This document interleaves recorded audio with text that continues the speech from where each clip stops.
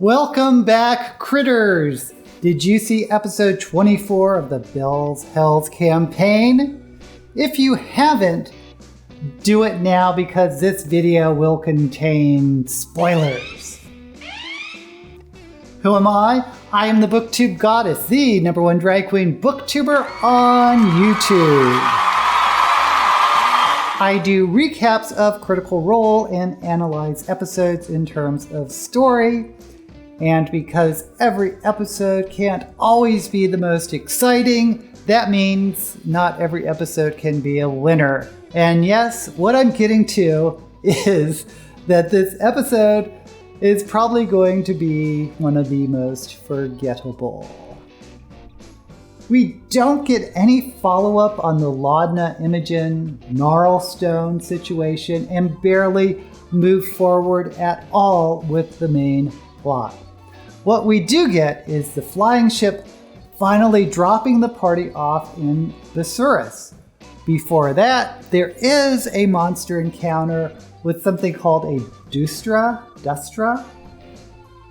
It's some sort of giant sand squid.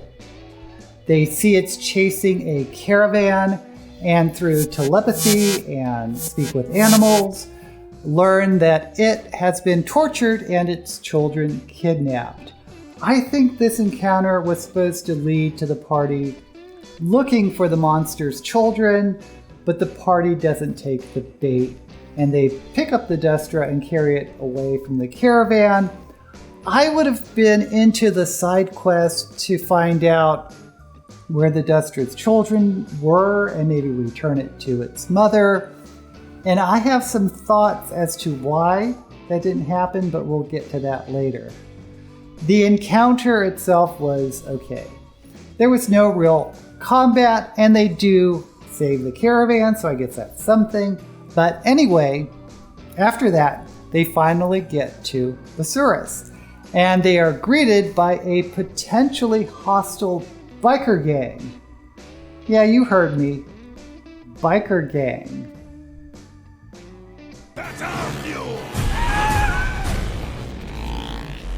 The tracking device they have to find Armand Treshy is working.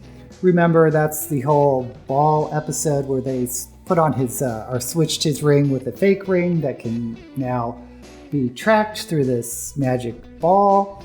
Anyway, they know he's in the city and they get the general direction where he is. Then they go to sleep at an inn. Then Chetney and FCG, who were on watch together, become trusted companions with a story about a bird. There's a hawk outside. Is it a beautiful bird or sort of a mangy bird? Did it look like a normal hawk-ish from It looked like a normal hawk. I mean, it looked like your standard fair hawk. It looks like there was a nest. Didn't seem to be made of fingers or anything. Just, normal shit. So it's got a nest here. Seemed like it. Well, there seemed to be something that it was... Yeah. Yeah. Not mangy. I'm no judge of hawk, but... All right. Seemed pretty like a basic ass. If it comes in here, kill it.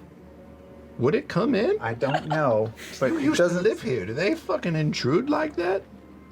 I'll open it up and wear it like a hat. If it's the one I'm thinking. The one you're thinking? It doesn't sound like it, though. It doesn't sound like it, though. I need the story. What happened? Well, now I can't sleep. You start with, it was a night like this one. Hold on. It was a night like this one. Oh, God. Except it was the night when everything changed. There's a bird. There's a bird that hates me.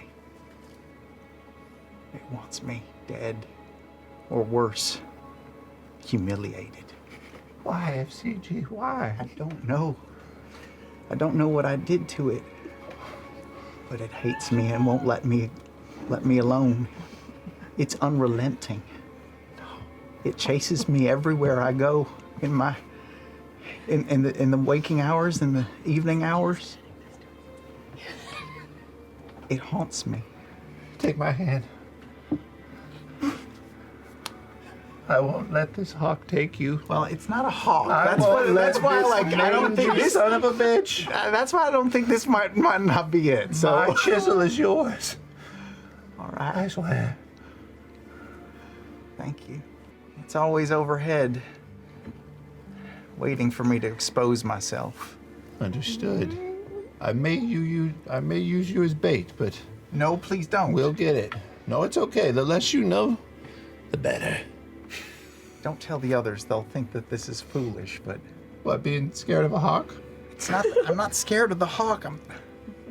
I just don't know what it wants from me. And also, it's not a hawk. I can't imagine what it would want. Well, if you recall or recollect any more details. It's got a name. Oh! you lead with... What is it? Well, I named it. It's named Shithead. Because it shits on my head whenever it sees me. Oh my god. Okay. You know, I've been around for a minute, and I feel like your experience could be a shared one. Don't tell the others. No, I won't. This is you and me thing. There are a group of people that have made it through this same experience that you have.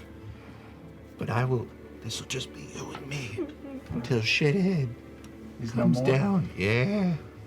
A bird named Shithead immediately reminded me of the novel by Kira Jane Buxton titled Hollow Kingdom about a crow named Shit Turd. It's about a zombie apocalypse told from the perspective of the crow, and it's an amazing read. Highly recommend. Anyway, the rest of the episode is to introduce a new character, Dusk, an elven spellcaster played by Erica Ishii. So at that point, you hear a voice call for help. Very. In which it was a very quiet call for help. Quiet voice. But if I could have, there it is. over there. Somebody help me! And if What a smoky voice. indeed, as the voice shouts, Erica, if you wouldn't mind joining us at the table.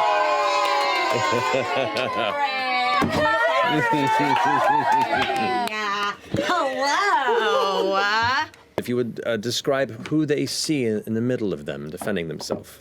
You see a very slight, wayfish-looking elf. Clearly, you can tell by the pointy ears. Hello!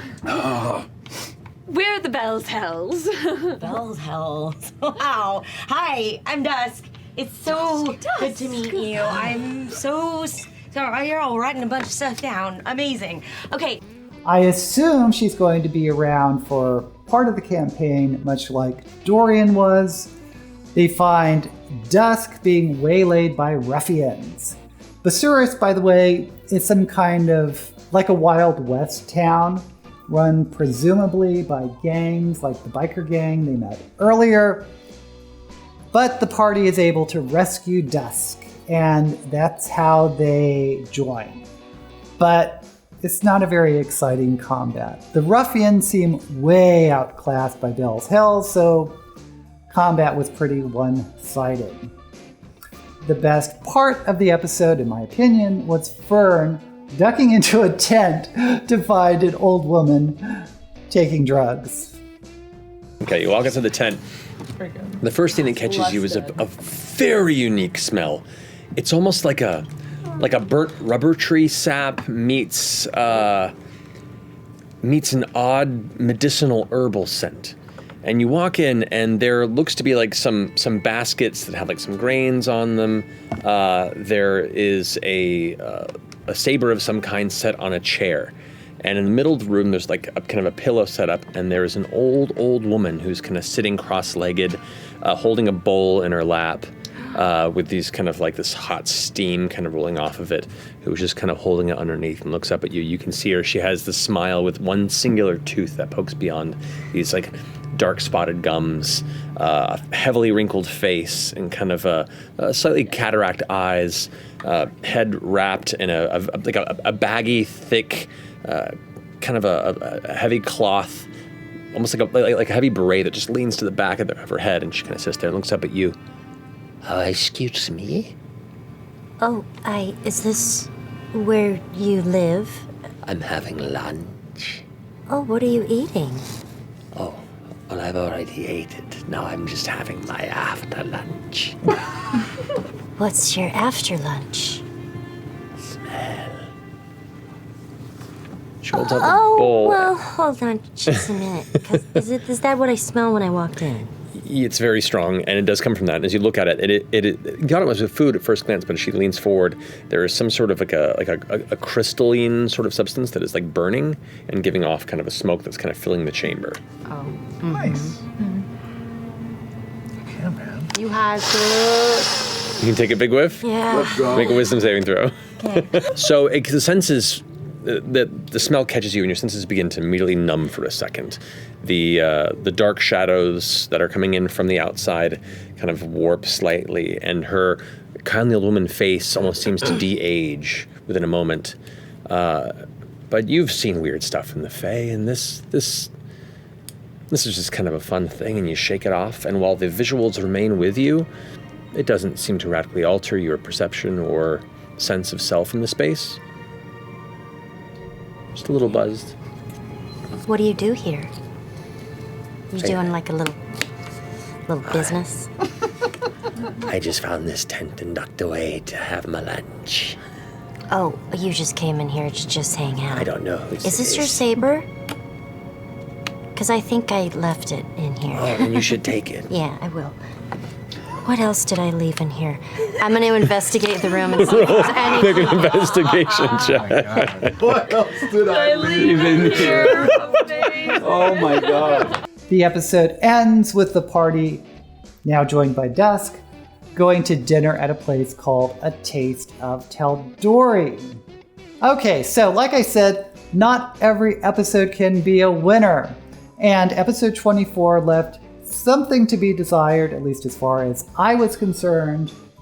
Now, going a little bit meta, I think the encounter with the sand squid creature could have been really interesting if they followed up with the side quest to reunite it with its mother, but I have to wonder if they decided not to pursue that side quest because they wanted to introduce Dusk.